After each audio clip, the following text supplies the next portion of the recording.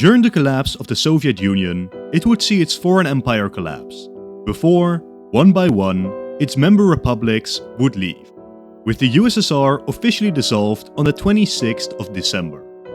But, as you might have noticed, Russia was one of the states that left the USSR, tearing away the capital and most of the population and industry from the Union.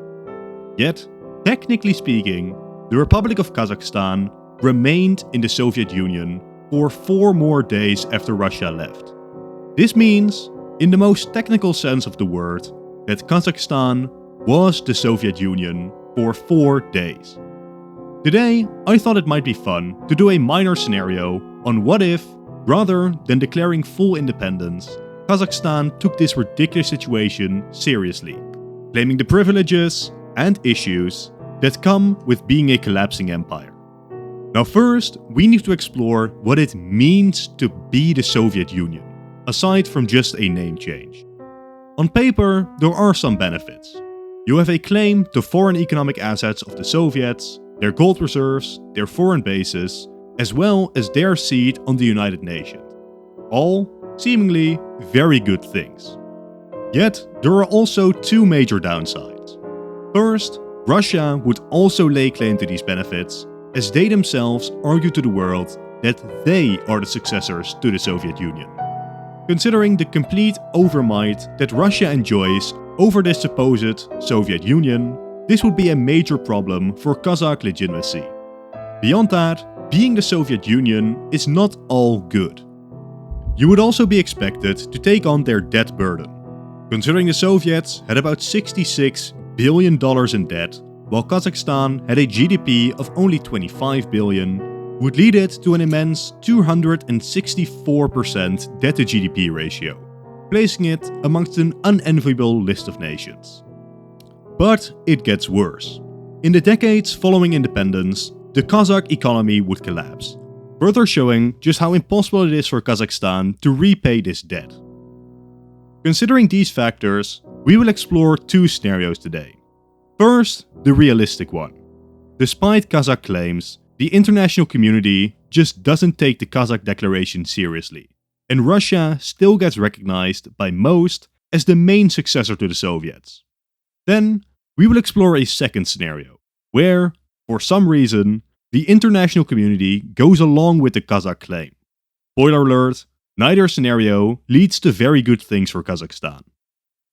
But let's start with scenario 1, the realistic option. The main issue with any such scenario is that it is not up to the Kazakhs to decide what happens to the Soviet Union. Despite no territory being part of it anymore, Gorbachev waited 10 days before officially dissolving the Union. Even if Kazakhstan continued to pretend to be a part of the nation, we shouldn't expect Gorbachev to now move to Astana to continue his rule. So, despite Kazakhstan still being a member state of the USSR, Gorbachev would still dissolve the Union. The only difference is that, after this announcement, Kazakhstan just says, no, we are still the Soviet Union, despite nobody important in the former Soviet government recognizing this fact. Obviously, this gives the Kazakhs a terrible legitimacy to be the Soviet Union. Soon afterwards, Gorbachev would denounce the Kazakhs, followed by Boris Yeltsin, president of Russia. Shortly afterwards, we can expect the West, and perhaps even China, to join in on the pressure. For all parties, this is a very logical choice, as from the perspective of the international community, what would be the possible benefit in recognizing the Kazakh position? The fall of the Soviet Union was a hopeful moment, especially in the West, something that might bring all of Europe closer together. Imagine how Russia would respond if the West really installed Kazakhstan on the UN Security Council. Besides, imagine the response from anyone who the Soviets owed money to, who would very much realize that the Kazakhs were in no position to pay them back. So, despite the Kazakh claim, by 1992, the international community signs agreements with Russia, recognizing them as the main successor of the Union. Russia takes their seat on the UN Security Council, and once more, a demand is placed on Kazakhstan. Please stop pretending to be the Soviet Union.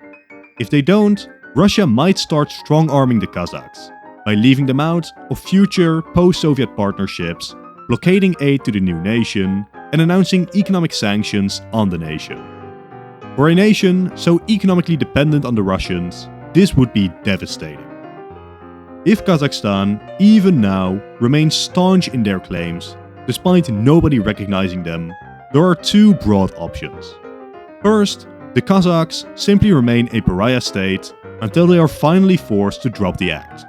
Alternatively, eventually, as Russia realizes that nobody really cares about Kazakhstan, pressure on the nation is lifted. Perhaps we could see a silly situation like with China and Taiwan, where despite officially being the Republic of China, they participate as Chinese Taipei at international events. And likewise, despite officially being the Soviet Union, Kazakhstan might mostly style itself as the Soviet Republic of Kazakhstan, remaining the Soviet Union mostly in name, with no real geopolitical consequences given to that fact. More than likely, either by Kazakh capitulation or by the world no longer caring, we mostly return to our timeline by around 1994, as the Kazakhs really aren't in a position to go toe-to-toe with Russia for long. I'm sorry for the quick intermission, but by far most of you aren't subscribed. To keep up to date with all the latest releases, consider doing so. Thank you. But that's boring. Let's discuss the scenario where, for some reason, the world plays the Kazakh claim completely straight, fully accepting that yes, this is the Soviet Union now. Again, I don't need to underpin how much this would never happen, as there simply is not a benefit to be found for Europe nor America. You don't upset the power with the largest nuclear arsenal on Earth for Kazakhstan. Still, if they did, what might happen? Well, Western-Russian relations immediately implode. Russia attempts to take over their seat in the UN, only for the US and allies to say, no, that's reserved for the Soviets, only to invite the Kazakh representative in. Imagine the immense frustration and anger of the Russians. Essentially, this recognition of Kazakhstan is an implicit message from the West. The Soviets might have fallen, but we do not consider the Cold War to be over. Essentially, the West rejects Russia as a great power in the post-Soviet world, and this might set up for earlier and heavier Western involvements in nations like Moldova and Georgia, as well as in the Chechen wars. This would then be combined with economic warfare between Russia on one side and the Kazakhs and the West on the other. Russia removes all of their staff from any, now Soviet institution, like worldwide embassies and the UN, causing a bit of a pickle for Kazakhstan, which in the short term lacks the money and people to staff all of these institutions. Russia might stop participating in organizations like the International Space Station, while Russia refuses to take on any of the Soviet debt, saddling the Kazakhs with their unsustainable debt load. As the nation swiftly defaults, to great cost to Western lenders, Russia simply smirks. But the most important short-term issue would be nuclear weapons, of which about 1,400 were on Kazakh soil. There is a false idea that these nukes were useless as only the Kremlin has the launch code. This is only partially true. Initially, this would be the case, but the launch mechanisms of these nukes could be reverse engineered. It has been estimated that, with proper investments, in 12 to 18 months, Ukraine or Kazakhstan could have had full control over at least some of the nukes on their soil. If Kazakhstan really does go this route, refusing to even hand over their nukes, and the West somehow continues to support them, then I would be very surprised if Russia doesn't decide that enough is enough and launches an invasion of the nation. I don't think that I need to tell you that Kazakhstan would not be in a position to resist. They are actively bankrupt, their industry has collapsed, and even the sympathetic West sees little use in sending aid to a nation that is so obviously going to lose. After victory, Russia would force the dissolution of the Soviet Union, as a staunchly pro-Russian government is installed in Kazakhstan.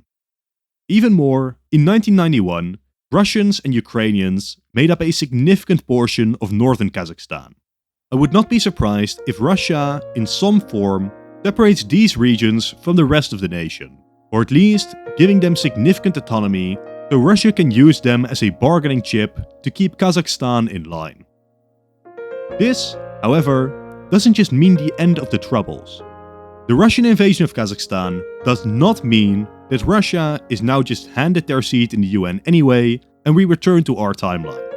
This entire scenario is based on a premise that the Americans made a very deliberate choice to keep making an enemy of Russia, and they would have realized that the invasion of Kazakhstan was indeed an option. Now, America uses this invasion to further demonize the Russians, as the Kazakh Security Council seat is potentially just kept vacant or kept with a Kazakh government in exile. The Second Cold War has started before the last one even properly ended.